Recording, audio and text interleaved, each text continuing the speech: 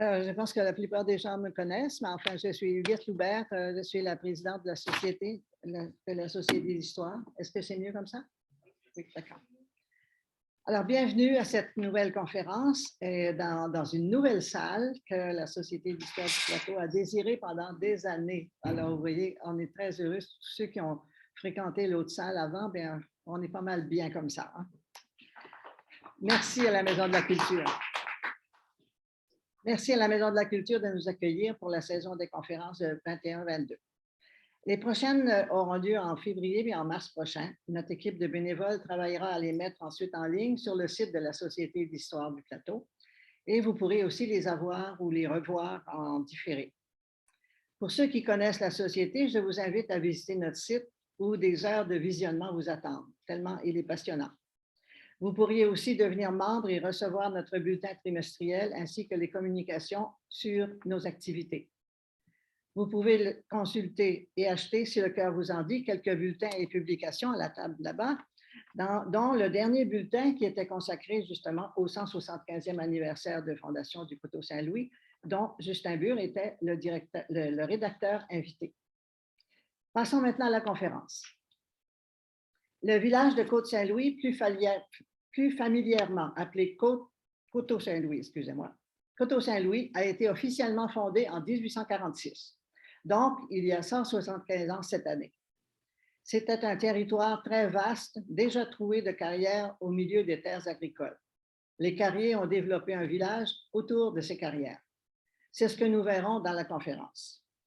Justin Bure est chercheur en histoire urbaine et guide touristique dans plusieurs quartiers de Montréal. Ses recherches portent entre autres sur le développement du Myland et l'histoire de son chemin de fer, ainsi que le développement historique des quartiers montréalais. Il est membre de plusieurs sociétés d'histoire des quartiers avoisinants et nous sommes très heureux de le compter au conseil d'administration de la Société d'histoire du Plateau. Et je le remercie pour sa grande générosité. Chers collègues, à vous la parole.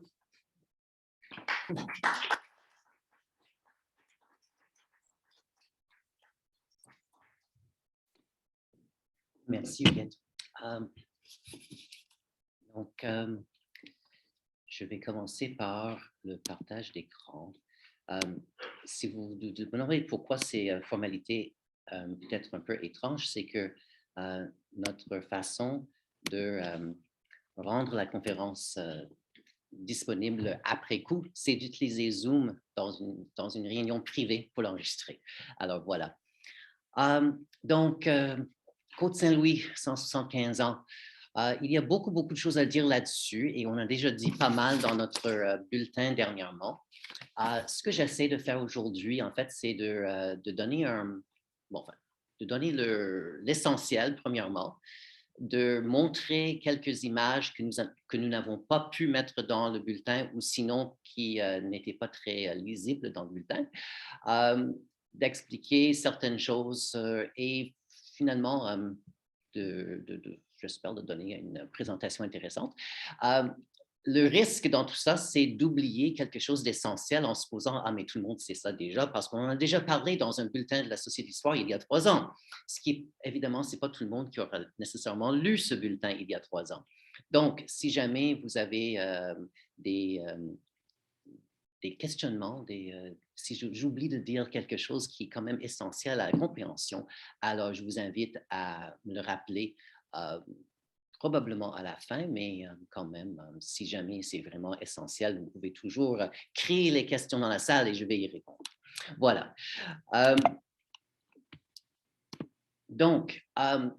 Pour nous situer, je présente ici la carte des 10 paroisses classiques de l'île de Montréal. Je dis classique parce que c'était, ça date du régime français. C'était en 1722 qu'on a fixé les paroisses à l'étendue du Canada, de Nouvelle-France. Et il y a eu quelques modifications par la suite, mais justement, l'île de Montréal est passée de 8 à 10 paroisses. Donc, pendant très longtemps après, c'était assez stable comme division territoriale. Même si les zigzags précis ont bougé, ça donne une idée. Et ce que je veux montrer là-dedans surtout, donc vous reconnaissez l'île de Montréal, Et vous voyez le grand espace orange en bas au centre, c'est la paroisse de Notre-Dame de Montréal. À l'intérieur de cette paroisse, j'ai noté en rouge l'actuel arrondissement du plateau, juste pour situer quelque chose qu'on connaît bien. Et à l'intérieur de cette paroisse de Notre-Dame de Montréal, donc, on va trouver le sujet de nos propos à Côte-Saint-Louis.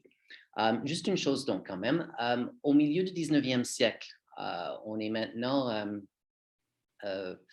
bon, bien après la conquête, on a déjà eu les troubles de 1837.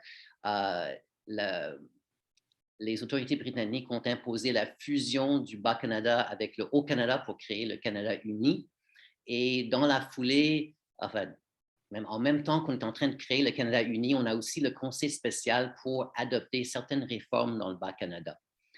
Il y aura notamment le début de la fin du régime seigneurial. Il y aura l'incorporation permanente de la ville de Montréal en 1840. Et par la suite, on a d'autres réformes qui s'en viennent. Et l'une de ces réformes, c'est une première tentative de faire des municipalités partout dans la province. Initialement, en 1847, si je ne me trompe pas, on choisit la paroisse, justement, la paroisse catholique comme unité de base pour créer des municipalités. Et donc, c'est à ce moment-là que la paroisse de Notre-Dame de Montréal devient la municipalité d'Hochelaga. Et l'année suivante, on décide que ce territoire est un petit peu trop vaste et on découpe en 5 morceaux. Et puis, c'est à ce moment-là, en 1800, pardon, j'ai dit 1847, tantôt je voulais dire 1845, parce que l'année suivante, 1846, c'est là où notre village de Côte-Saint-Louis voit le jour. Bon, juste pour faire un peu, pour aller un peu plus proche, on a toujours Notre-Dame de Montréal. Là, j'ai indiqué les limites à l'époque de ce qu'on appelait la Cité de Montréal. Et la petite tache jaune au centre, c'est le vieux Montréal. C'est tout ce qu'il y avait de Montréal pendant le régime français. Donc, entre la petite tache de l'ancienne ville fortifiée et la grande tache jaune, l'urbanisation commence à faire ses progrès. Les faubourgs sont quand même très développés, sont plus grandes en superficie et en population que la ville elle-même, mais tout le territoire de Montréal n'est pas encore urbanisé. Et si on regarde notre tracé rouge de l'arrondissement actuel du plateau, la limite sud, c'est la rue Sherbrooke. Donc, vous voyez que la rue Sherbrooke passe à travers notre zone jaune de façon assez arbitraire. Il faut dire que dans les années 1840, il existe un petit tronçon de la rue Sherbrooke, mais à part ça, c'est vraiment dans le vide. Bon, alors maintenant, on revient sur ce que je venais de dire, que la municipalité créée dans la paroisse de Notre-Dame de Montréal a été coupée en morceaux et par la suite, un autre morceau a décidé de se séparer. Là, on a quelque chose de différent ici parce qu'avant, on avait une municipalité plus ou moins rurale basée sur la paroisse qui avait décidé qu'il voulait se mettre en plusieurs morceaux. Là, on a un territoire qui décide qu'il veut être un village, municipalité de village, qui est un statut différent. Et ce qui fait que l'année suivante, quand on va décider, c'est là où arrive maintenant 1847, c'est l'année où on a décidé de laisser tomber toutes ces affaires de municipalité basées sur les paroisses et toutes les autres disparaissent. Et pendant quelques années, on n'aura que le comté de Montréal avant finalement qu'on reconstitue un système municipal basé sur les paroisses en 1855. Mais à travers tout ça, tous ces changements, Côte-Saint-Louis est déjà là. Donc, Côte-Saint-Louis, c'est la première municipalité durable sur l'île de Montréal après la ville de Montréal elle-même. Et même s'il y a déjà des villages, des vrais villages, des noyaux, tout autour de l'île, au cœur des autres paroisses qui sont là depuis le régime français, mais là, on n'a pas décidé encore de se constituer en municipalité de village. Pas encore, ça va arriver assez rapidement après. Mais Côte-Saint-Louis déjà décide d'avoir ce statut de village. Donc, pourquoi tout ça? Bon, regardons le contexte de Montréal. J'ai déjà mentionné l'acte d'union.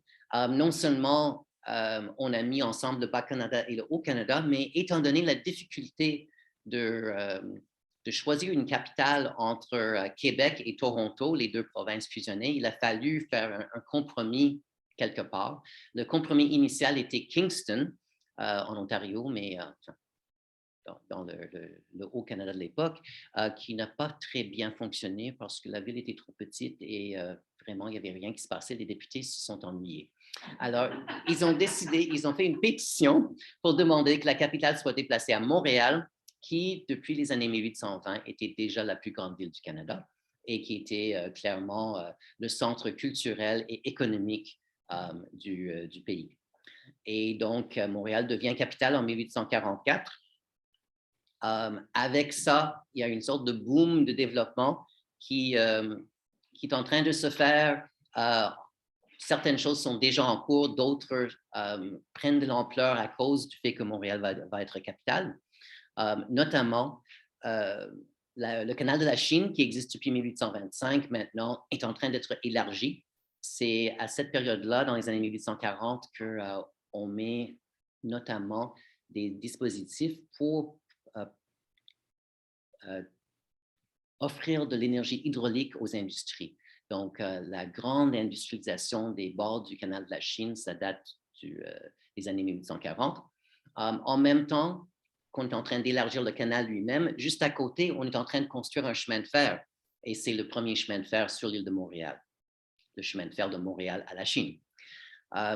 Avec tout ça, on a des minoteries qui s'installent. Minoterie, donc, ce n'est pas simplement un moulin qui fait de la farine pour la consommation personnelle ou locale, c'est des grosses affaires qui sont capables de faire beaucoup de farine de très grande qualité, vraiment quelque chose d'industriel, et mu par cette puissance hydraulique. Donc, il y a ce développement-là. Et en ville, donc la ville, pour l'instant, c'est toujours surtout le vieux Montréal d'aujourd'hui. On a beaucoup de projets en même temps. Le marché Bon Secours, un nouveau palais de justice, qui est d'ailleurs l'actuel édifice Lucien Saulnier, là où se trouve l'hôtel de ville temporaire ces jours-ci. Les autres palais de justice vont venir pas mal plus tard.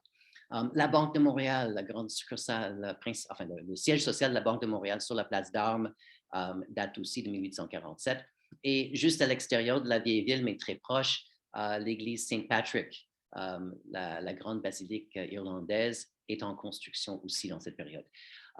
Si vous pensez au marché Bon Secours, à l'édifice Lucien Saulnier, à la Banque de Montréal, à Saint-Patrick, ces 4 bâtiments et bien d'autres ont une chose en commun, c'est qu'ils sont tous faits de pierre grise de Montréal. Et d'où vient la pierre grise de Montréal? Mais bien sûr, d'ici. Et donc, le secteur des carrières de pierre grise, très en demande. Ce n'est pas nouveau qu'on demande la pierre grise d'ici, parce que quand on a construit Notre-Dame, l'actuelle basilique Notre-Dame date des années 1820 et la pierre venait des carrières d'ici. Mais maintenant, 20 ans plus tard, avec ce boom assez impressionnant, là, le secteur des carrières voit donc l'opportunité de demander son incorporation. Au moins, c'est l'hypothèse. On n'a pas de documentation très détaillée sur ses origines. On a je ne me souviens même plus si c'est un texte de loi ou une proclamation qui a créé le village. Mais tout ce que ça dit, c'est que maintenant, ce territoire sera érigé en municipalité de village. Ça veut dire qu'à l'intérieur de ce territoire, il y a une certaine capacité de gestion et une possibilité justement de lever des fonds par différentes mesures, y compris probablement, enfin non, c'est Montréal plutôt qui a mis des péages sur les pesées, mais en tout cas, on a la communauté donc des carrières qui a un petit peu plus de contrôle sur son avenir. Donc, qu'est-ce qu'on peut dire d'autre sur Côte-Saint-Louis dans les années 1840? D'abord, la question qui arrive tout le temps, est-ce qu'on va l'appeler Côte-Saint-Louis ou Côte-Saint-Louis? Euh, Ce qui est peut-être surprenant, étant donné qu'on a des côtes partout sur l'île de Montréal, on est habitué à ce nom-là, mais dans le cas présent, ici, le nom Côte-Saint-Louis arrive de nulle part avec l'incorporation du village en 1846. Depuis très, très tôt, on avait parlé des terres du coteau Saint-Louis, qui étaient les terres qui se trouvaient derrière le Vieux-Montréal, en fait, derrière la ville du régime français.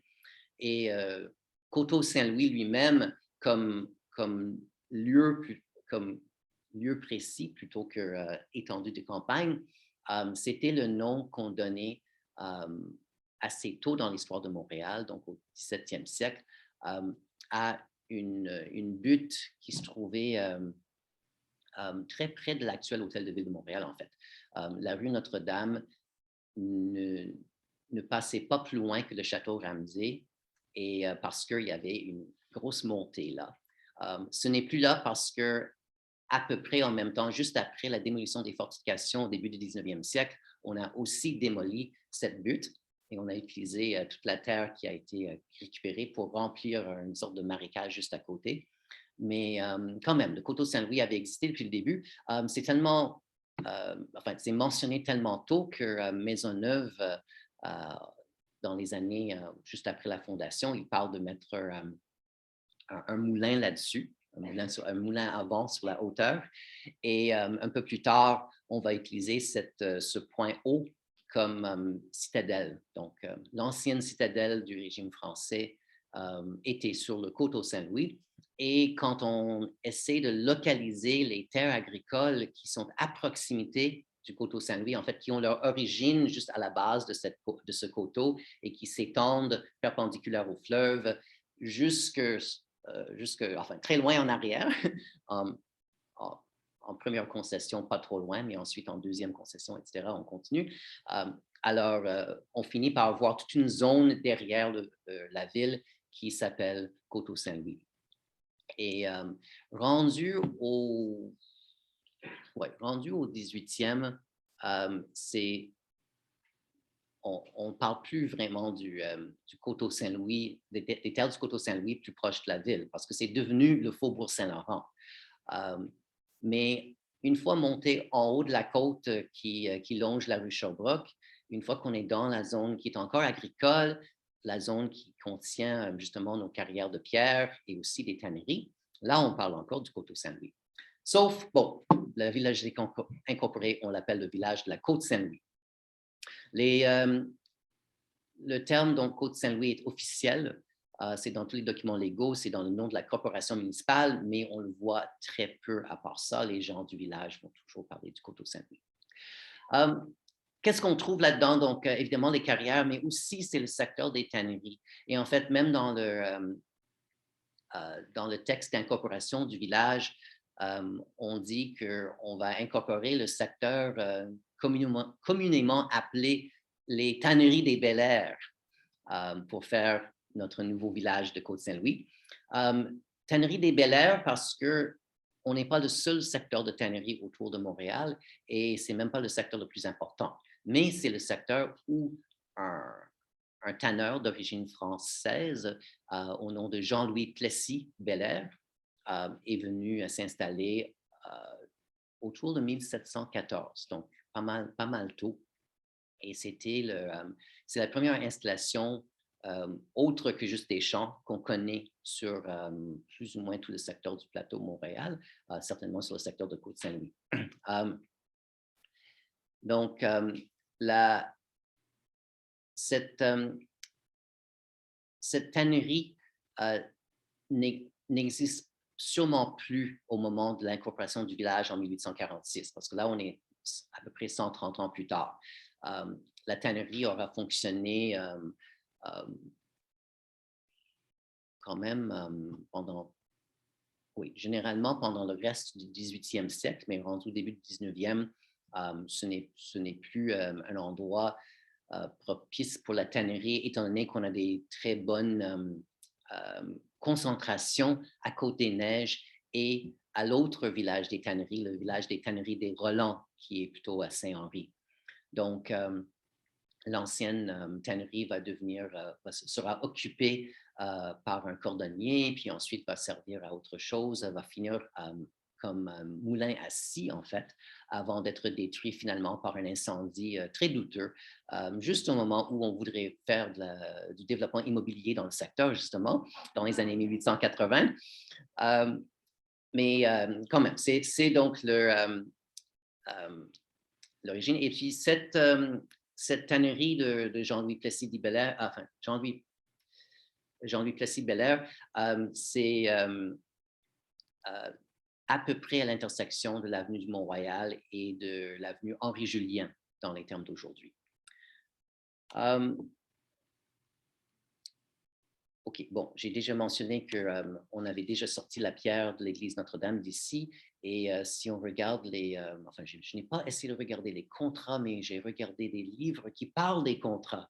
Et on mentionne 2 propriétaires de carrière du Coteau-Saint-Louis, justement Plessis-Bellaire, parce que les Plessis-Bellaire se sont convertis en carrière après avoir abandonné la tannerie, et un certain monsieur Knapp, qui est K-N-A-P-P. Donc, les anglophones sont arrivés aussi. Bon, on a un chemin. Le chemin des tanneries, c'est le nom officiel pendant assez longtemps. Le chemin des tanneries, au milieu du 19e, ça commence à l'intersection qu'on appelle déjà depuis un demi-siècle Mile End. C'est l'intersection qui aujourd'hui est Saint-Laurent et Mont-Royal. Et à partir de là, donc le tronçon de l'avenue du Mont-Royal qui va vers l'est jusqu'à Henri-Julien, ça c'est le chemin des tanneries d'origine qui va justement de Saint-Laurent vers la tannerie. Il faut dire qu'à l'époque où la tannerie a été fondée, le chemin Saint-Laurent n'existait même pas encore. Il allait arriver quelques années plus tard. Et donc, le système de communication routier, enfin, avec des routes très, très rudimentaires, s'est modifié au cours du 18e siècle. Mais maintenant, à notre époque, au 19e, donc, on a Saint-Laurent, on a le chemin des tanneries.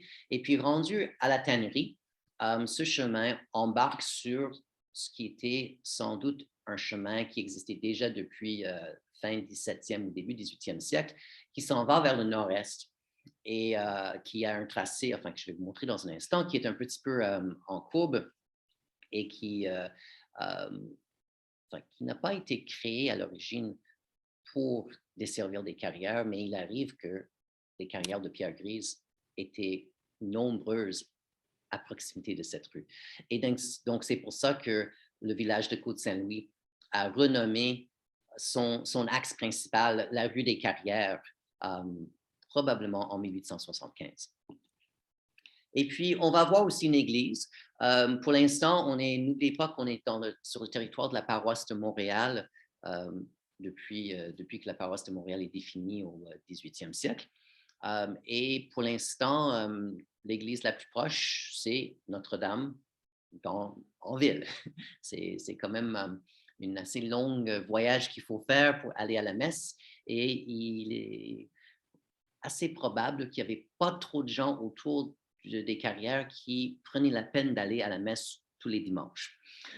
D'ailleurs, lorsqu'il est question de fondation de l'église de Saint-Enfant-Jésus, donc qui est l'église de ce secteur à l'origine, on parle justement, quand je dis on, je veux dire l'évêque Bourget ou les curés, d'une population canadienne-française qui ne manque qu'une église plus proche pour devenir vraiment des bons chrétiens. Donc, c'est vraiment l'élément manquant important.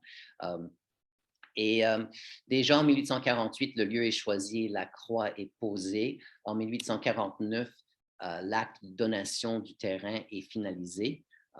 D'ailleurs, le docteur Beaubien, je vais en parler un peu plus tantôt, mais c'est Beaubien qui veut que l'église soit sur son terrain à lui, même si c'est à plus d'un demi-kilomètre de là où habitent la plupart des gens. Et ça va quand même prendre du temps avant que l'église est enfin construite. Entre-temps, on utilisera différentes chapelles. Et donc, c'est à Noël 1858 qu'on a l'église Saint-Enfant-Jésus. Voilà. Qu'est-ce qui se passe? Pardon. Donc, voici donc un peu à quoi ça ressemblait. La carte de base que je montre ici date de la toute fin, enfin, à peu près de 1870. Donc, on est déjà en train de se projeter à l'avenir un peu. Et justement, cette zone urbanisée ici n'était pas encore urbanisée à l'époque de création de Côte-Saint-Louis. Mais quand même, c'est ce qu'on a de mieux pour montrer à peu près à quoi ressemblait le paysage.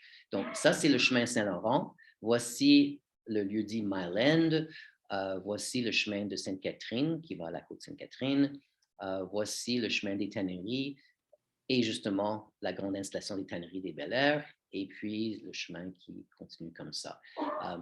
Sa destination originale était justement la côte Saint-Michel, un peu plus dans le nord-est, et éventuellement le bord de la rivière des Prairies. C'est un chemin très tôt qui permettait de traverser l'île. Et puis, une fois que Pierre Beaubien aura insisté que l'église doit être là où j'ai mis la petite main, alors là, il va falloir faire un petit chemin pour rejoindre pour relier le centre du village avec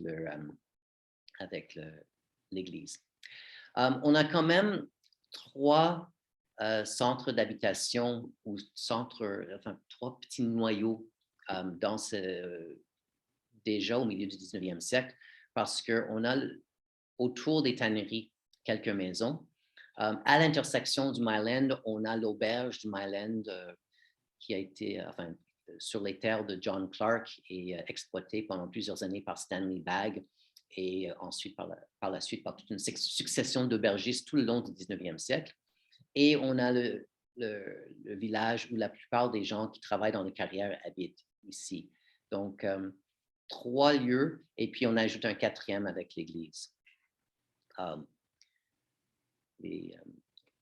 OK. Et puis, si on enlève les décorations, juste pour montrer le fond, je ne sais pas si... Oh oui, on voit quand même. Qu'est-ce qu'on peut voir ici? Donc, on peut voir des grands trous qui sont des carrières en fonction. Des grands, ce qui ont l'air d'être des lacs, ça, c'est des carrières abandonnées qui commencent à se remplir d'eau. Dans certains secteurs un peu plus loin, on voit de la forêt ou parfois des vergers, mais autour de notre secteur, au moins, les compilateurs de cette carte n'ont pas montré grand-chose comme couvert végétal. Il faut dire que le couvert végétal ne doit pas être très, très impressionnant dans ce secteur parce que la roche est presque en surface.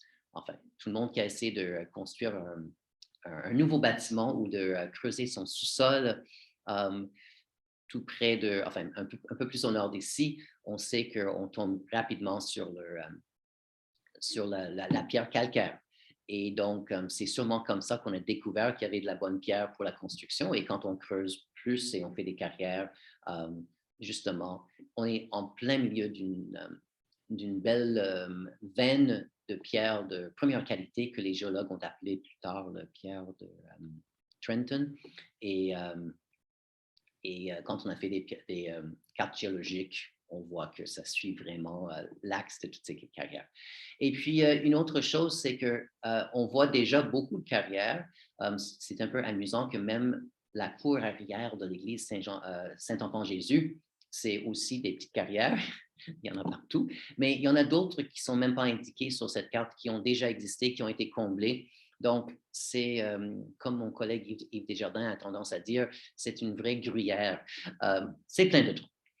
Et pendant qu'on y est, je mentionne que l'Hôtel-Dieu se trouve ici, donc un peu plus au sud-ouest, mais là aussi, l'Hôtel-Dieu, construit en 1861, après avoir déménagé du Vieux-Montréal, supposément a pu être construit avec la pierre extraite des terres juste derrière. Donc, notre veine de pierre grise va plus ou moins sur tout ce territoire-là.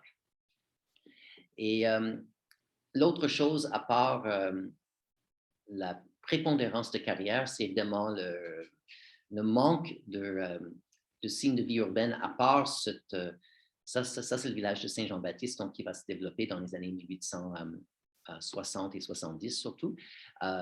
Mais la ville de Montréal, on voit un petit peu ici et le reste plus proche du fleuve est coupé. Donc, on est quand même dans une campagne proche de la ville. Je vais aussi mentionner que ça, c'est le Mont-Royal, donc, qui est surtout couvert de forêt parce que c'est un peu trop accidenté pour servir de terre agricole. Et puis ici, on a le futur parc La Fontaine, le terrain d'exercice de l'armée britannique dans les années 1840. Bon. Qui sont les gens qui occupent ce territoire?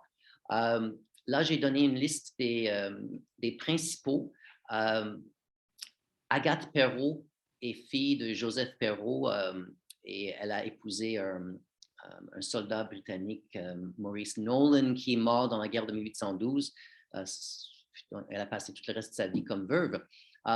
Elle est importante comme grande propriétaire, mais aussi parce que Émilie Gamelin était sa nièce, si je ne me trompe pas, et elle était donc, c'est ça, sa mère à elle avait été un peu la mère, enfin, c'est ça, la mère à Agathe Perrot avait élevé Émilie Gamelin pendant qu'elle était plus jeune, puis ensuite Agathe est devenue sa grande amie et conseillère pour le reste de sa vie. Stanley Clark Bagg, donc c'est le fils de Stanley Bagg qui était aubergiste au Mile End. Il a hérité de pas mal de terres le long du chemin Saint-Laurent. En passant, je donne les propriétaires sont arrangés de l'ouest vers l'est. Donc, Perrot, Nolan et Clark Bagg, ça c'est du côté ouest du chemin Saint-Laurent. Maintenant, on a Saint-Laurent. Ensuite, Pierre Beaubien. Pour l'instant, il a juste une petite bande, 2 arpents de large, du côté est de Saint-Laurent. Ensuite, son voisin est Jacob Wurtel. À l'origine, Wurteler, c'est des gens qui sont arrivés une famille arrivée de l'Allemagne, mais qui s'était bien intégrée dans la communauté anglophone de Montréal à la fin du 18e siècle et qui semble être aussi assez bien intégrés dans la communauté francophone où au moins leur nom semble s'ajuster à la prononciation dépendant de quel journal ou quelle publication on parle. C'est-à-dire les fautes d'orthographe sont variables dépendant du journal qui les publie.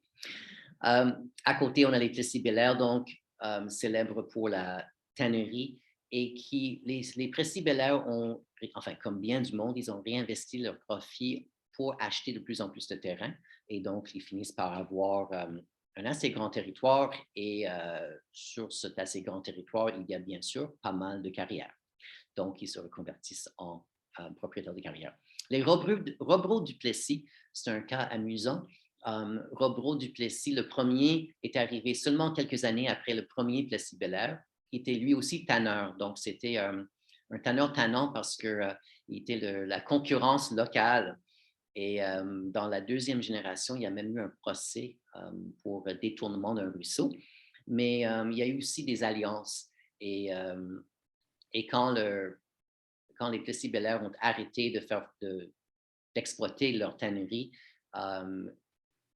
la personne qui l'a reprise a confié l'exploitation à un Robreau-Duplessis. Donc, oui, c'est des familles qui ont beaucoup de relations. Sont voisins dans le même métier. Il y a eu au moins 1 ou 2 alliances entre les deux. Bref, c'est comme... Et en plus, ils ont un nom... je crois que les Robreau-Duplessis, c'est vraiment des Robreau-Duplessis. Les Plessis-Bellaire, sont probablement pas un nom dit, mais plutôt qui sont arrivés de France déjà avec cette composition Plessis-Bellaire, mais ils sont souvent écrits Plessis-Bellaire. Mais bref, les deux ont des noms composés qu'ils gardent au fil des générations sans laisser tomber un morceau ou l'autre pendant assez longtemps. Ensuite, il y a les Spalding, donc un nom anglophone.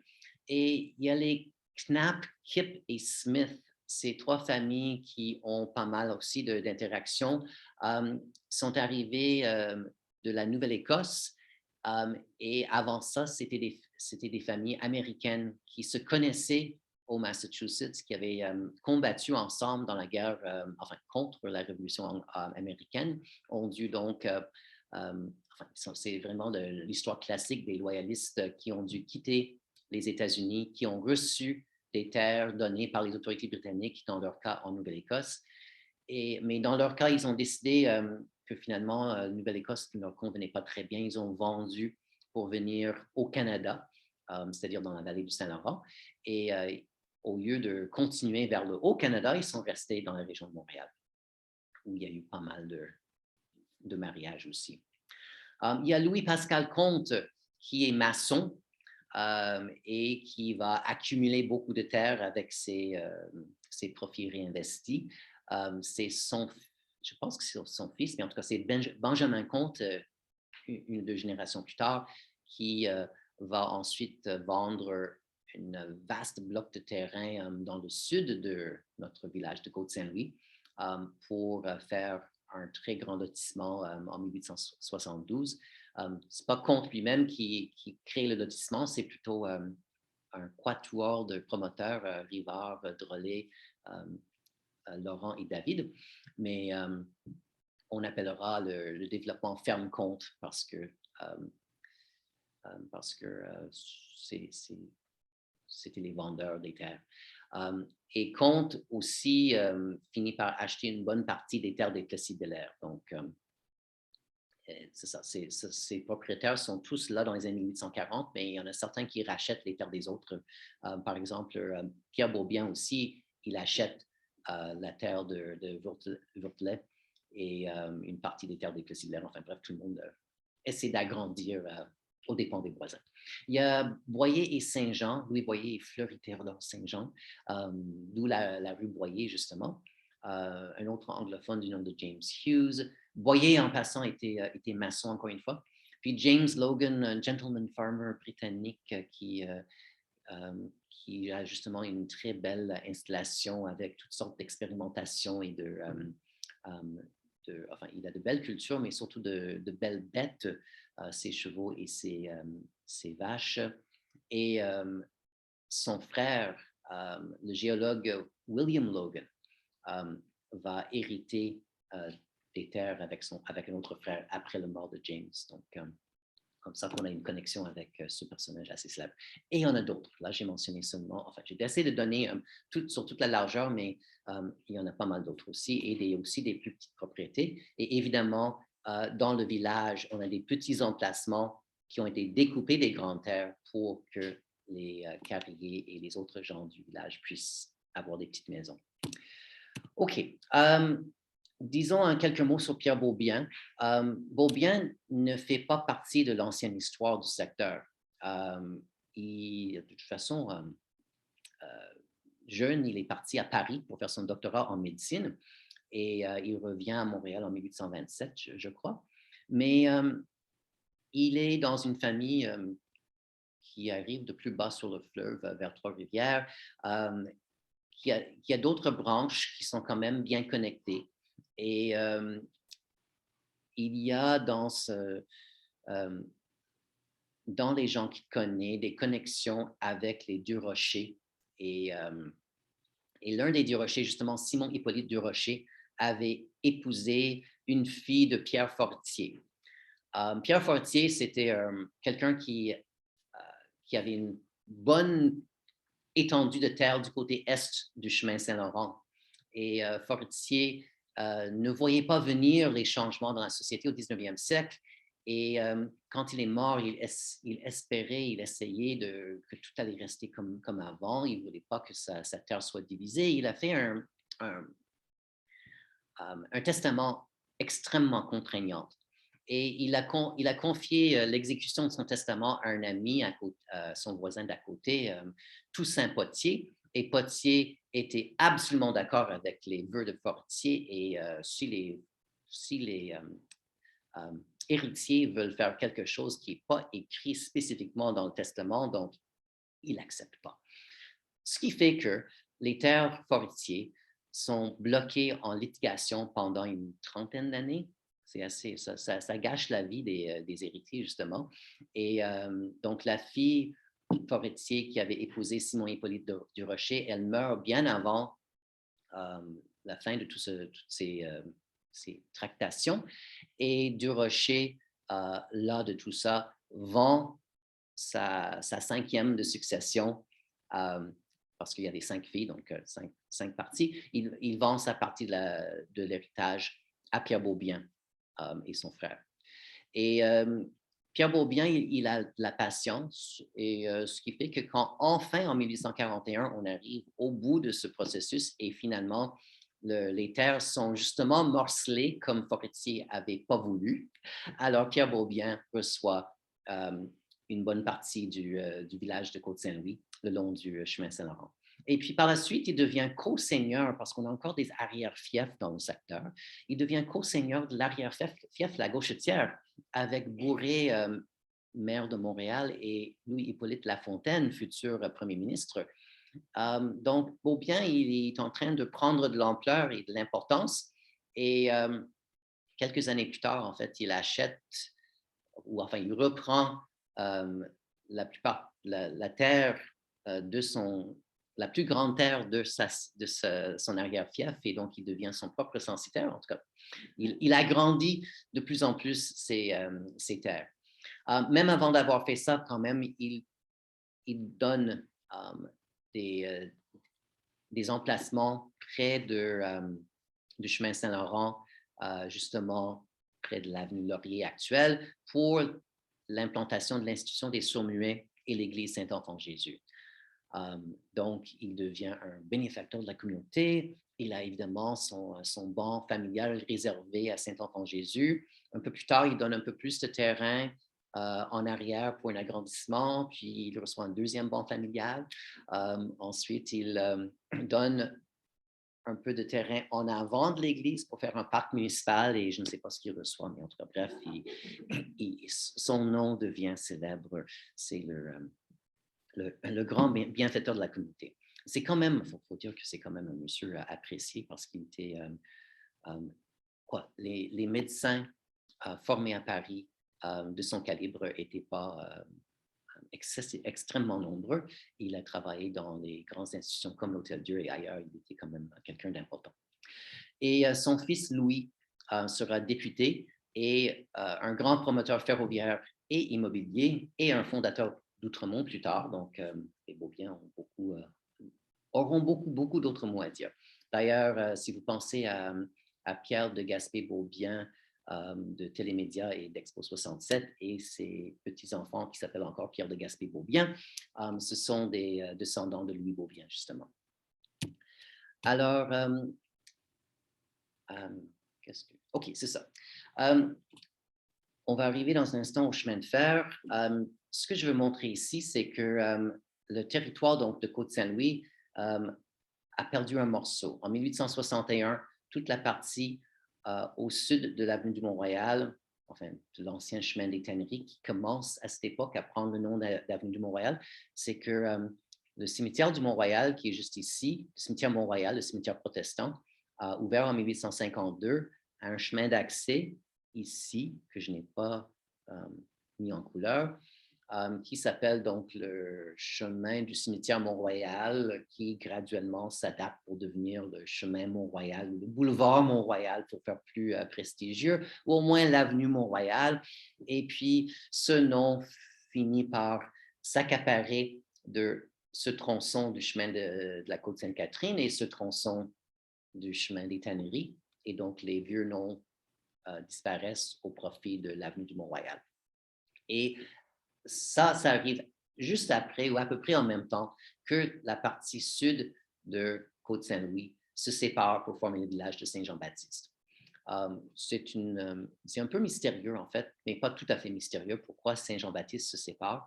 Le contexte là, c'est que Montréal a eu un terrible incendie qui a dévasté le faubourg Saint-Laurent en 1852, et par la suite a augmenté ses normes de construction.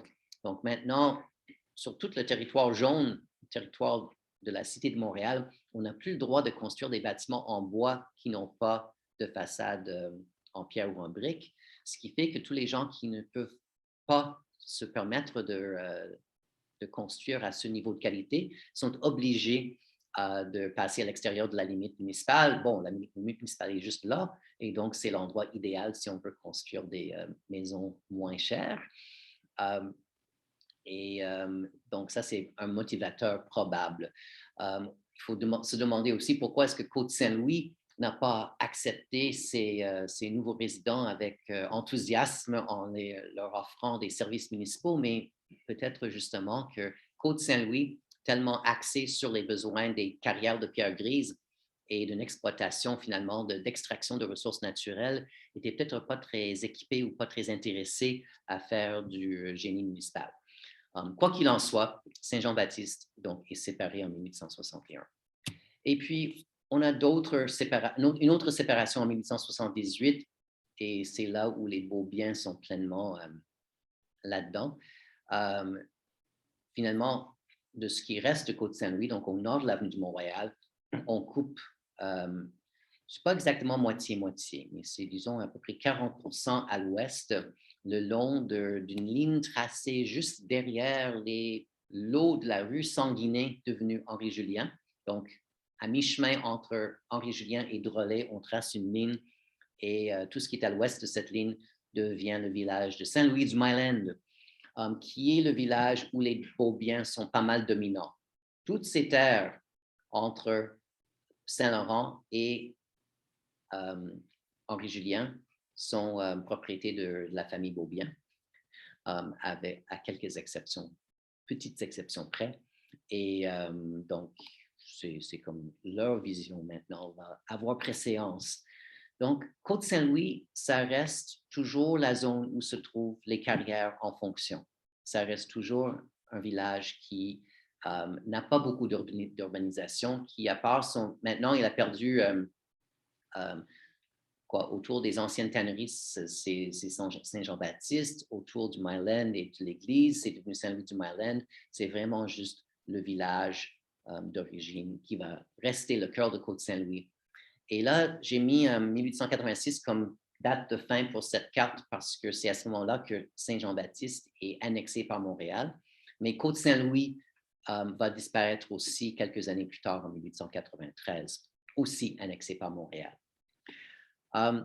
Juste pour commenter cette carte avant de passer à autre chose, cette fois-ci, au lieu de mettre un fond de carte ancienne, j'ai mis le fond de carte d'aujourd'hui. Donc, ce que vous voyez là, c'est Montréal d'aujourd'hui, c'est peut-être le moment juste de mentionner que, oui, puis j'ai aussi mis en rouge pâle, ce sont les limites d'arrondissement. Donc, ça, c'est la limite, le plateau Mont-Royal, il fait comme ça, le long de la voie ferrée jusqu'à Sherbrooke, sur Sherbrooke jusqu'au campus de McGill, puis comme ça. Ici, on est sur la rue Hutchison, la limite entre le Myland et Outremont. Cette ligne-là représente la limite entre l'arrondissement de Rosemont-la-Petite-Patrie et Villeray-Parc-Extension, Saint-Michel-Villeray-Parc-Extension. Et vous voyez que si on regarde les couleurs qui sont les limites municipales du milieu de la fin du 19e siècle, ne sont pas nécessairement très respectées par les limites d'aujourd'hui.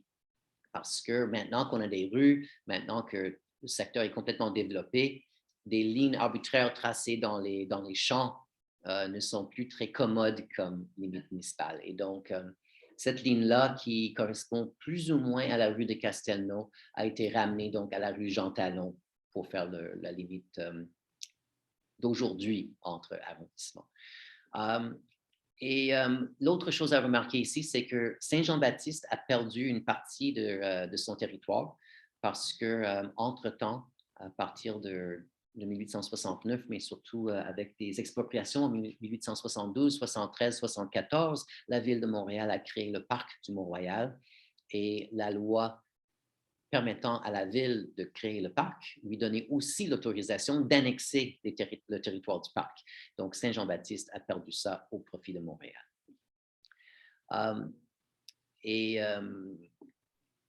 peut-être l'autre chose à mentionner, c'est juste que cette ancienne limite de la ville de Montréal qui est complètement arbitraire, en fait, c'est que les autorités britanniques ont décidé de fixer la limite à 2 kilomètres du mur de fortification. Euh, donc, ils voulaient donner à Montréal 2 kilomètres d'espace dans toutes les directions pour son expansion à la fin du 18e. Et ils ont complètement fait fi de toutes les divisions existantes et les lignes de propriété et les rues et tout, et tout, et tout, et tout. Ça coupe à travers tout et n'importe quoi. Ça coupe le chemin Saint-Laurent juste au sud de Lutte. Donc ça, c'est l'avenue de Lutte qui passe comme ça. Vous voyez que ça coupe à travers le parc La Fontaine, ça coupe à travers le parc du Mont-Royal. Du côté ouest, ici, ça coupe à travers la place Alexis-Mignon. C'est presque toute l'ancienne limite de la ville de Montréal, en fait, a disparu dans le paysage parce que c'était complètement arbitraire. Mais ça a quand même été très important au 19e et début 20e parce que toutes les autres municipalités et ensuite les subdivisions de la ville, les quartiers municipaux ont été créés en conséquence. Bon, on arrive donc ici à un agrandissement juste du centre de Côte-Saint-Louis. Cette fois-ci, comme plan de base, j'ai pris un atlas de 1907. Donc, si on veut comprendre un peu comment était Côte-Saint-Louis dans ces dernières années, dans les années 1880-90, c'est pas trop mauvais comme idée, mais quand même, pensez que le plan en dessous est plus jeune que la fin de Côte-Saint-Louis d'une quinzaine d'années. Donc, c'est plus développé que Côte-Saint-Louis était. Mais ce que j'ai indiqué, en fait, toutes les autres choses que j'ai indiquées ici, c'est surtout les bâtiments civiques et les églises. On a le chemin de fer qui est là depuis 1876. C'était justement le grand projet de Louis Beaubien, qui avait la pleine collaboration et assistance du curé Antoine Labelle de Saint-Jérôme. Et plus tard, cette voie ferrée a été achetée par le Canadien Pacifique. Donc, c'est devenu le premier corridor du Canadien Pacifique à Montréal. Avec une gare située, bon, si vous regardez tout le reste, vous voyez que la gare du Myland est pas mal loin. Et à l'époque, 1876-77, c'était effectivement perçu comme extrêmement loin. On avait promis même que le chemin de fer, au lieu de faire cette grande courbe et passer à côté de la partie habitée de Côte-Saint-Louis, on avait promis que ça allait plutôt arriver ici. Et donc, il y a eu pas mal de spéculation immobilière dans la zone Saint-Denis, Henri-Julien, Mont-Royal, en supposant qu'il allait y avoir une gare juste là. Mais ça n'a jamais eu lieu. Et les promoteurs immobiliers du secteur ont été très déçus. Mais même sans ça, on a eu les processus d'urbanisation ont commencé à montrer un petit peu de vigueur dans les années 1880-90. On n'est pas encore à l'urbanisation de masse où on va remplir toutes les rues de maisons en rangée d'un bout à l'autre sans espace. C'est déjà là, c'est déjà commencé dans les années 1980 et 90, mais ça va vraiment prendre son envol et remplir tout l'espace au début du 20e siècle. Mais même avant la fin du 19e, on a l'église Saint-Enfant-Jésus, donc l'église d'origine catholique, avec ses institutions, l'institution des sourds-muets à côté, qui a déménagé beaucoup plus au nord sur Saint-Laurent seulement dans les années 1920. Et de l'autre côté, du côté sud, les Sœurs de la Providence, donc la communauté fondée par Émilie Gamelin, qui s'installe, qui est déjà près de Berry-UQAM, mais qui se crée une autre installation ici dans le Myland dans les années 1870. On a une deuxième paroisse catholique, Saint-Denis, qui sera fondée à la toute fin du 19e siècle et qui est située au cœur du village des Carriers. Donc, ça, c'est peut-être l'église qui a été souhaitée par les gens de Côte-Saint-Louis dans les années 1840, l'église qu'ils n'ont pas eue. L'ironie, c'est que quand l'église a enfin été construite au tournant du 20e siècle, c'était aussi parce que le village était en train de disparaître, les carrières étaient en train de fermer et tout le secteur était en train de devenir très peuplé, justement, avec ces maisons en rangée, ces duplex et triplex. Donc, Saint-Denis, ce n'est pas l'église du village, c'est l'église du quartier urbain qui s'est développé avec le déclin du village. On a aussi Saint Michael the Archangel, autre église catholique, cette fois-ci évidemment anglophone. C'est la paroisse irlandaise donc, du Coteau-Saint-Louis et qui initialement est située juste là sur la rue Boucher. Plus tard, cette église va déménager à l'intersection Saint-Urbain, Saint-Viateur dans le Myland et donc c'est la grande église tellement visible et tellement symbolique du quartier Myland, mais qui a commencé de l'autre côté de la limite municipale. Et puis, les anglophones protestants ne sont pas absents, pas du tout. On a les anglicans avec All Saints au coin de Marianne, donc strictement parlant, c'est en Saint-Jean-Baptiste. On a les méthodistes avec le Mount Royal Avenue Methodist Church, qui d'ailleurs était situé là où se trouve le Jean Coutu en face du métro, juste ici. Et on a St. Giles Presbyterian. Donc, les anglicans, les méthodistes, les presbytériens, c'est les trois groupes principaux à l'époque pour les anglophones protestants.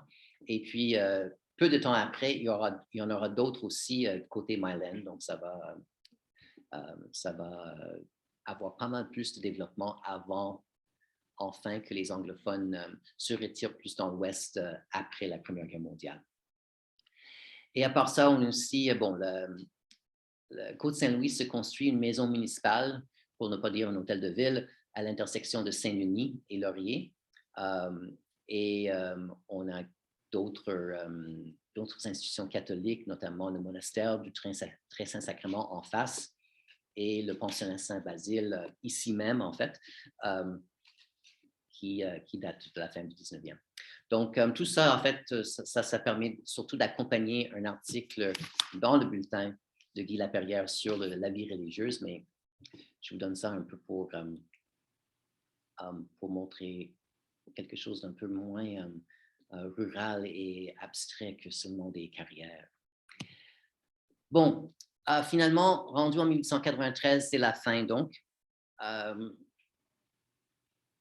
Je dis de façon dramatique, mais c'est vrai, la fièvre de la spéculation immobilière atteint le corps du village. Et ce qu'on avait déjà vu dans les années 1880 et au début des années 90, c'est que le conseil municipal de Côte-Saint-Louis est un peu déchiré. Il y a des partisans de l'annexion, des gens qui veulent vraiment développer les services municipaux comme il faut, et il y a d'autres qui ne veulent pas parce que ça va vouloir dire beaucoup plus de revenus donc, pour payer toutes ces choses-là, donc beaucoup plus de taxes municipales. Et on n'en a pas besoin si on veut juste exploiter une carrière. Et Côte-Saint-Louis, enfin, comme Saint-Jean-Baptiste, Côte-Saint-Louis n'a jamais eu de services municipaux de très haute qualité. On a pu faire mieux à côté dans Saint-Louis-du-Myland et justement, comme je dis à la fin de la page, Saint-Louis-du-Myland va rester indépendant jusqu'au début de 1910. Mais c'est ça, dans le territoire qui reste de Côte-Saint-Louis, dans ce qui va être annexé en 1893, il y a les promoteurs qui sont en train d'attendre que cette annexion se fasse parce qu'enfin, il sera possible de faire égouts, aqueducs, tramway comme il faut en faisant l'extension des services qui existent déjà à côté à Montréal. Et justement, Saint-Jean-Baptiste est déjà annexé depuis 7 ans. Et donc, la ville de Montréal s'étend jusqu'à l'avenue du Montréal. Puis on a hâte que ça aille au-delà. Et finalement, donc, on pourrait dire que l'inévitable se fait. Donc, à partir de décembre 1893, le village de la Côte-Saint-Louis, qui était devenu ville entre-temps, brièvement, mais n'existe plus. 1846, 1893, Requiescat in pacem. Mais ce n'est pas que ça disparaît, c'est juste que maintenant, Côte-Saint-Louis va s'appeler le quartier Saint-Denis de la ville de Montréal. Et on voit très rapidement les services qui s'en viennent. L'électricité même arrive là plus rapidement que dans bien d'autres secteurs de la ville. Et les promoteurs se mettent en marche. Il y a justement un beau projet pour faire de la rue Saint-Denis un axe de prestige. On l'appelle boulevard Saint-Denis. Et au début du 20e siècle, donc, on développe le long de Saint-Denis, mais on développe aussi pas mal d'autres parties de la ville. Le développement immobilier du territoire de Côte-Saint-Louis n'est pas uniforme, n'est même pas linéaire d'un bout à l'autre, ça fait des sauts, mais on va voir rapidement différents lotissements on va voir beaucoup de maisons pousser sur des lotissements et les espaces entre ces lotissements seront rapidement urbanisés à leur tour pour faire une continuité. Ce qui fait que ça ressemble partout à Montréal, en fait, ce qui fait que rendu à l'aube de la Première Guerre mondiale, on peut dire que le territoire est pas complètement rempli, mais l'urbanisation est très bien entamée sur tout le territoire. Par contre, le village de Côte-Saint-Louis ne garde pas ses noms de rue. Ce que je trouve un peu, enfin, il n'y a pas d'explication pour le changement de nom de rue en 1899, mais c'est quand même, c'est les conseils municipaux du secteur qui proposent le changement de nom. Ils remplacent les vieux noms par des noms qui ont une signification dans l'histoire canadienne en général. Ils veulent que ce soit plus haut de gamme, en fait. Donc, on efface ce qu'on peut des souvenirs du passé. Les maisons, quand même, restent encore un demi-siècle. Mais c'est vraiment l'époque où les carrières sont en train de fermer. Ce n'est pas que toutes les carrières arrêtent d'un coup sec, mais après le début du 20e siècle, il y a beaucoup moins de carrières. Après la Première Guerre mondiale, il y en a à peu près plus. Et donc, c'est comme ça qu'on voit qu'à Montréal, les bâtiments en pierre grise sont rares après la Première Guerre mondiale, même si avant, il y en a partout. Voilà. Et comme j'ai dit, Saint-Louis-du-Malin, donc, va devenir rapidement ville Saint-Louis avec le statut de ville, ça veut dire surtout une capacité d'emprunt, ce qui a, dans l'histoire des banlieues de Montréal, a surtout vouloir dire une période d'endettement maximal avant de se présenter aux portes de Montréal disant « Annexez-nous, s'il vous plaît, nous n'avons plus d'argent ». Mais c'était quand même une stratégie très fonctionnelle pour développer beaucoup de nouveaux secteurs, pour faire beaucoup de très belles rangées de triplex qui font la fierté de Montréal d'aujourd'hui et de faire de très bonnes fortunes pour tous les propriétaires qui avaient la chance de posséder des terres dans ces municipalités-là. Et Saint-Louis-du-Malin ne sera pas une exception. Bon, on ne peut pas parler de Côte-Saint-Louis sans mentionner les Pieds Noirs. Ce que je vous montre ici, c'est une demi-page d'un journal qui s'appelait Le Petit Journal. On est en mars 1938. Donc, on est une génération après la fermeture des carrières. Il y a encore les souvenirs des carrières. Il y a encore des travailleurs des carrières retraités qui habitent encore dans le village. Et le journaliste et historien Robert Prévost, c'est le même Robert Prévost qui a continué à écrire, qui a sorti des livres jusqu'à la fin du 20e siècle. Là, il est tout jeune journaliste, puis il s'en va à la recherche des Pieds Noirs et il fait des croquis, il prend des photos et il fait des entrevues. Donc, si ça vous intéresse, il y a maintenant, on a accès à ça très facilement sur le site BANQ numérique. Le petit journal est tout numérisé et c'était une série de plusieurs numéros à partir du 27 mars 1936. Donc, les Pieds Noirs, c'est surtout les travailleurs des carrières. Il y avait un fort esprit d'équipe, esprit collectif. Ils étaient considérés comme politiquement comme des rouges plutôt que des bleus, ce qui ne veut pas dire qu'ils n'étaient pas pratiquants, mais qu'ils n'étaient pas aussi respectueux des consignes de l'Église. Ils avaient une réputation d'être bagarreurs. À certaines époques, il y avait même, surtout les journaux anglophones et surtout les journaux avec un ton plus élevé, avaient tendance à les montrer comme des dangers pour la société, des émeutiers aguerris et très, très dangereux. Mais quoi qu'il en soit, ils étaient un groupe particulier qui heureusement a laissé son folklore inscrit par les articles de Robert Prévost.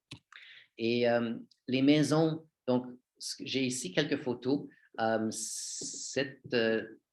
Ici, j'ai 3 photos qui ont été prises en 1938 par l'équipe de Robert Prévost, soit Prévost lui-même, soit son photographe, que Kevin Cohalan de la Société d'histoire du plateau a réussi à obtenir en copie il y a une trentaine d'années. Puisqu'on est dans les années 30 donc, et que le village est atteint par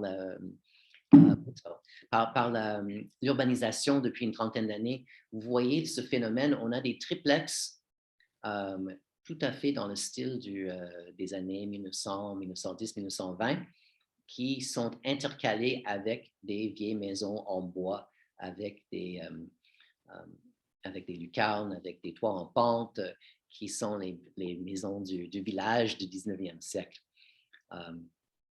Et puis, voici notre cas assez amusant, scène de village. Ça, c'est une maison, une paire de maisons, en fait, qui a été reprise en photo par d'autres photographes. Je vais vous montrer un autre exemple aussi. Malheureusement, ça n'existe plus. C'était du côté est de la rue Berry, juste au nord de Laurier. Et aujourd'hui, donc en face, en fait, de l'église Saint-Denis. Oui, c'est le côté de l'église Saint-Denis, mais de l'autre côté de la rue. Malheureusement, aujourd'hui, il y a des bâtiments même pas jolis des années 60, 70, 80. On a,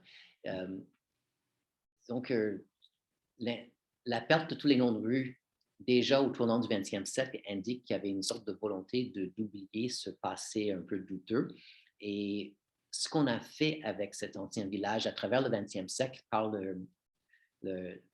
l'avancement du développement immobilier et finalement la destruction assez systématique des vieilles maisons montre que c'était pas vraiment considéré comme un patrimoine à conserver. Mais photographiquement, ça fait des belles photos. Donc en 1949, Gérard Morisset, le grand historien de l'art, a pris quelques photos qui sont à BNQ. La maison qu'on voit ici, je suis pas mal certain que c'est la maison qui est toujours là, donc du côté ouest de la rue Berry, et qui, bon, la galerie n'est plus en bel état comme c'était en 49, mais la maison elle-même est quand même pas mal solide. Malheureusement, le voisin a été perdu et remplacé par un truc monstrueux des années 90 qui prend toute la place et qui colle sur le mur latéral de la vieille maison.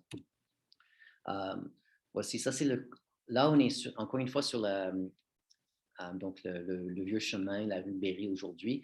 On regarde vers le nord, on est au coin de la rue Boucher, donc ça c'est la rue Boucher qui est là. Et puis cette maison-là en bois est toujours là et très bien restaurée. Une très belle maison. Mais le bâtiment là avec l'épicerie, le rez-de-chaussée est inoccupé depuis plusieurs années. une autre petite maison avec le clocher de Saint-Denis qu'on voit de l'église Saint-Denis qu'on voit en arrière. Et maintenant, une autre série qui n'est pas datée précisément, toujours à BNQ numérique, probablement seulement quelques années après après Morissette. Donc, on voit encore cette paire de maisons qu'on a vue dans la photo de Prévost tantôt, encore existant. On voit comment les deux moitiés n'ont pas été peints et entretenus de la même façon du tout. Même les grillages sont différents et les couleurs. Mais à l'origine, c'était deux maisons identiques. Voici encore une fois la maison qui est toujours là. Mais comme je dis, son voisin a été remplacé. Et voici un autre exemple du mélange d'ancien et de nouveau. Ici, on est un peu plus au nord. On regarde le côté est de la rue. Vers la gauche, c'est la courbe qui mène vers la rue Saint-Grégoire, si je ne me suis pas trompé de localisation. Et donc, évidemment, cette maison-là n'existe plus. Bon, pour terminer, je voulais juste parler un peu de ces noms de rues qui ont disparu. Et ça c'est tiré du bulletin, donc directement. Je vais passer à travers ça très rapidement, juste pour donner les idées de base. Que les noms de rues d'origine étaient souvent marqués en jaune, donc ce que j'ai appelé un nom commémoratif de signification locale. Donc, un nom comme Chemin des Tanneries, c'est parce qu'il y avait vraiment des tanneries là. C'est devenu la rue Carrière, en fait, en français, on l'a appelé au singulier, on l'a utilisé au singulier pendant assez longtemps avant de changer pour rue des Carrières un peu plus tard. Donc, c'est ça, on a appelé ça la rue Carrière parce que c'est la raison d'être du village.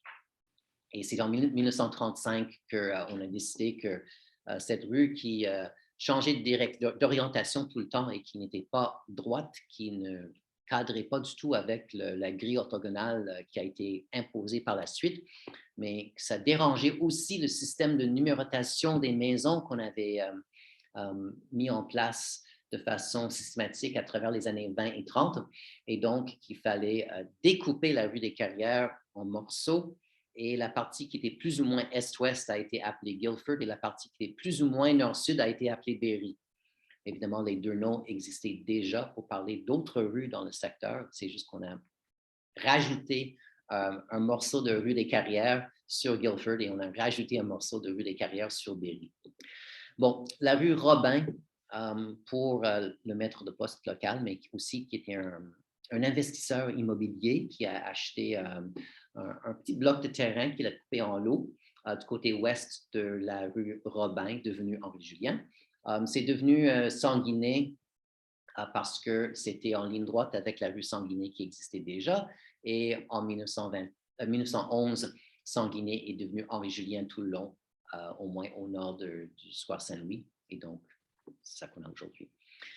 Voici, bon, Saint-Michel, je ne sais pas qui était Michel, mais c'est une des rues qui, en 1899, a été nommée Bibeau. Pourquoi Bibeau? Parce que c'est un historien, c'est un grand nom de l'histoire canadien-français.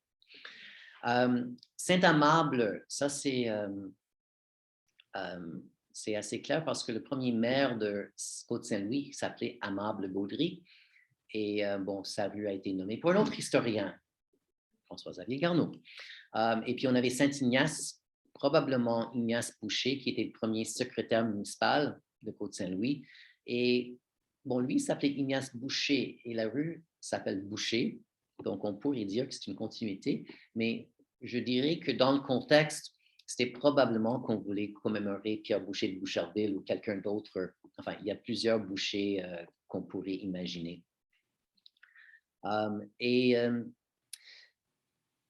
Bon, il y a quand même un cas où on a l'air d'avoir conservé le nom à travers le changement, c'est que l'ancienne rue Saint-François-Xavier est devenue la rue Prénovo, mais François-Xavier était justement le prénom de M. Prénovo, maître carrière. Les Prénovo, une famille très importante dans le village, plus tardivement, pas à la fondation, mais un peu plus tard, mais donc, qu'est-ce que je veux dire? Les Prénovo n'étaient pas des grands propriétaires, donc ils ne sont pas sur ma liste de propriétaires, mais c'était quand même des importants carriers, des artisans. Et on voit le nom Prénovo dans la construction à Montréal encore au début du 20e siècle. Voilà. La rue Saint-Louis, qui était la rue qui va vers l'église, est devenue Laurier pour... D'ailleurs, la rue Laurier a été nommée en 1899. Wilfrid Laurier était en poste comme premier ministre quand on a décidé d'appeler la rue Laurier. Ça se faisait à cette époque-là, pas seulement pour des premiers ministres. On a changé pas mal depuis. Bon, je ne passe pas partout parce que certaines sont très obscures. Là, est-ce que peut-être que vous voyez quelque chose, mais bon, voici l'avenue de Montréal. Voici notre rue. Bon, ça, c'est la partie qui s'appelle Guilford maintenant. Ça, c'est la partie qui s'appelle Berry maintenant. Voici la rue Laurier. Et avec tous les anciens noms. Donc, Saint-Louis, voilà. Ça, c'est Saint-Amable, je pense. Non, ça, c'est... j'arrive pas à les lire. En plus, c'est vraiment plutôt flou. Mais bon, Saint-Amable est là. Ça, c'était Saint-quelqu'un d'autre. Ça, c'est Saint-Ignace. Et j'ai ajouté des noms qui n'étaient même pas indiqués sur la carte Saint-Georges, Saint-Joseph, Dupré, Lacroix, Saint-François-Xavier. La rue du Palais, créée un petit peu après cette carte, allait devenir le boulevard Saint-Joseph, une fois qu'on a comblé cette carrière et prolongé la rue à travers. Bref, mais surtout l'idée, ce que je voulais montrer ici, c'est qu'on a donc notre concentration de l'eau avec les petites rues transversales qui donnent accès un petit peu à d'autres petites maisons en arrière, mais tout est vraiment concentré le long de la rue Carrière ou l'ancien chemin des Tanneries. Et voici l'église Saint-Enfant-Jésus, donc au bout de la rue, et tout près du chemin Saint-Laurent, qui devient une autre pôle d'urbanisation, comme l'avenue du Mont-Royal est devenue aussi un pôle d'urbanisation. Et, oui, il ne faut pas oublier, ici, c'est la rue Robin. Et voici donc les lots que Robin de la Pointe a mis en vente quand il a acheté la terre qui se trouvait là. Voilà. Avec ça, on arrive à la fin. Et je pense que j'ai probablement dépassé mon temps. Merci beaucoup de votre attention et je reste pour les questions, bien sûr.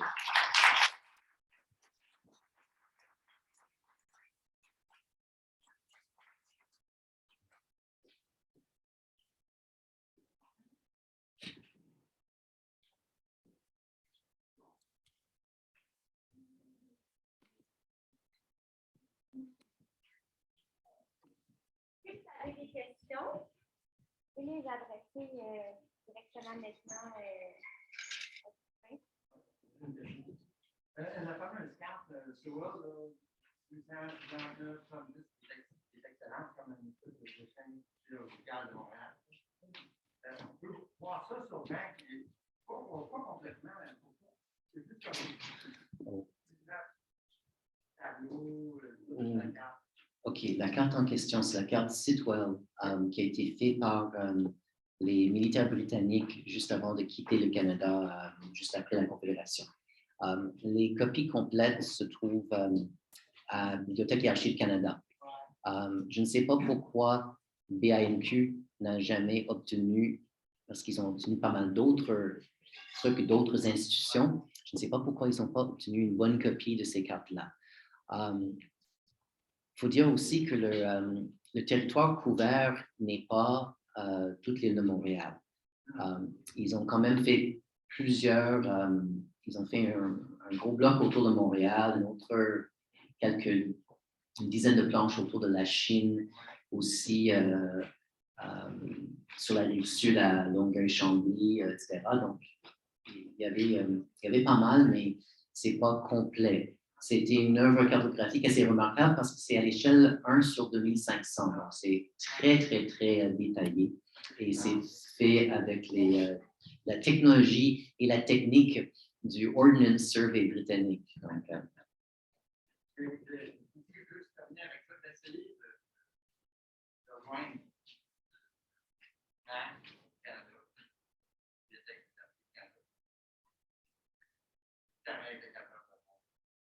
c'est une institution qui a besoin de travailler sur son service à la clientèle. Je suis tout à fait d'accord.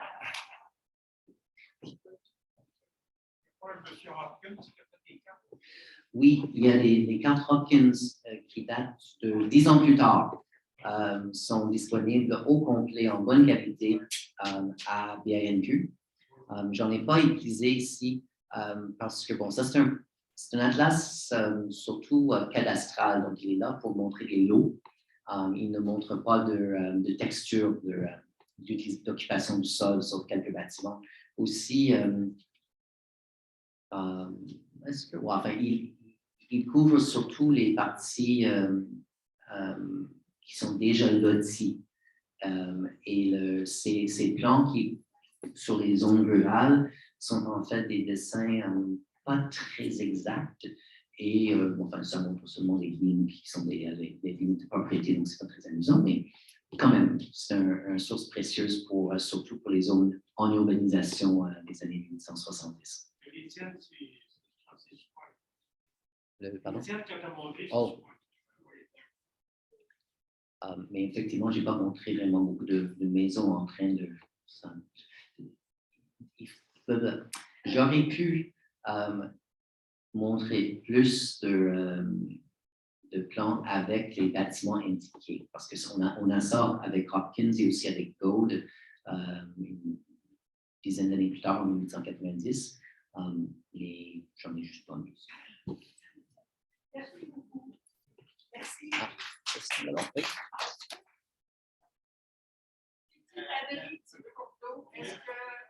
que vous en avez fait juste exemple un petit ruisseau?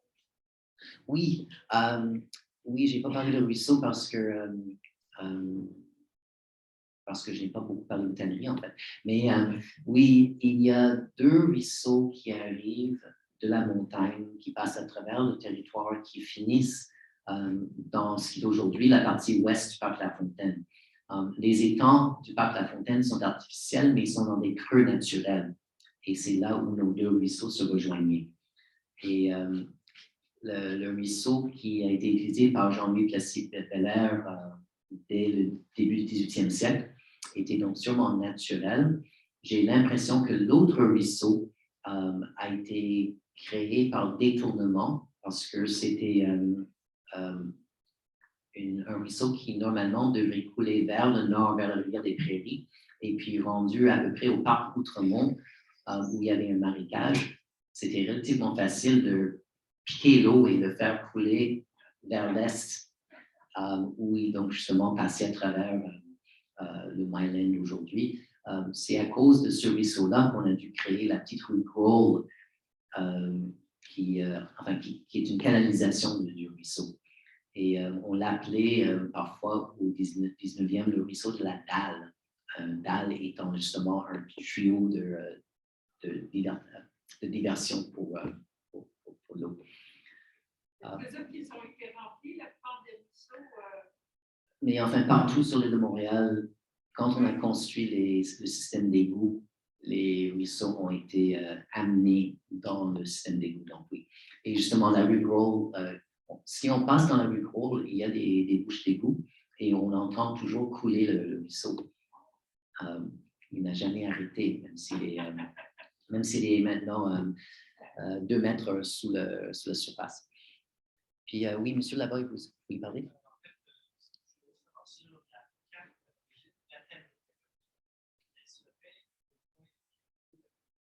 Elle serait au coin sud-est de Mont-Royal et Henri-Julien, donc en face des Jeunesses musicales du Canada, côté sud de la rue.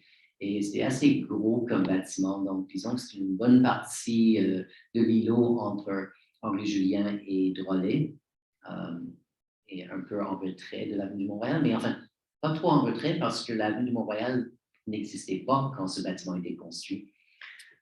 Et justement, c'est l'endroit où le ruisseau naturel, pas le ruisseau détourné, traversait le vieux chemin dont la partie au nord de la tannerie est restée rue des Carrières, puis ensuite Guilford et Berry. Mais la partie au sud parce qu'elle devait sûrement, ce chemin devait sûrement se rendre en ville à l'époque, début 18e, et la partie vers la ville a été perdue parce que on avait Saint-Laurent à partir de 1717 à peu près, donc pas besoin de maintenir un autre chemin juste à côté.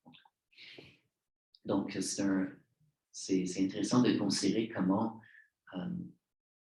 ce lieu était accessible et pourquoi on a choisi, dans un contexte où il y a toutes les rues qu'on connaît aujourd'hui n'existent pas, sauf la partie de l'ancienne rue des Carrières vers le nord. Ça, c'est probablement le même trajet. Le déclin des carrières, la urbanisation, la situation, Le déclin des carrières. Là, c'est ça, je pense que je vais essayer de donner la bonne réponse. En grande partie, c'est parce que on n'arrivait plus à trouver de la pierre de bonne qualité à une profondeur raisonnable. C'est vraiment, on avait tellement enlevé de pierre des carrières qu'il en restait de moins en moins. Mais il y a aussi d'autres facteurs. Ça a l'air que dans l'économie montréalaise du travail du début 20e siècle, il était beaucoup plus difficile d'avoir des gens pour faire ce travail à coût raisonnable aussi, si je ne me trompe pas. Donc, ouais, ça a toujours été manuel, c'est ça. Et c'est quand l'architecte O'Donnell est venu de New York pour construire Notre-Dame en 1821, il a demandé d'avoir une visite personnelle des carrières pour qu'ils puissent voir et choisir la pierre. Et ensuite, c'est les maîtres maçons qui vont aller chercher et tailler les blocs et tout. Et, ce processus est resté, quand même, on voit de la machinerie dans les images de carrière de fin 19e, mais pas beaucoup. Donc, j'ai l'impression que c'est vraiment un processus artisanal qui ne pouvait plus répondre aux conditions d'une société qui était complètement industrialisée, rendue à la fin 19e. Mais aussi, on avait fait des vastes trous et il ne restait plus grand-chose. Dernière question, après, on dépasse cette Vous avez parlé d'annexion en 1893. Est-ce qu'il y a eu des grosses chicanes à ce moment-là? C'est un gros débat, la question de l'annexion. Bon, il y avait encore des carriers qui auraient préféré garder leur indépendance. Et de toute façon, la question de l'annexion avait commencé plusieurs années auparavant. Et l'idée avait été écartée des faits. Il y avait même il fallait aussi que Montréal soit à la table. Donc, il y a eu des connexions manquées aussi. Le processus a duré plusieurs années pour toutes sortes de raisons.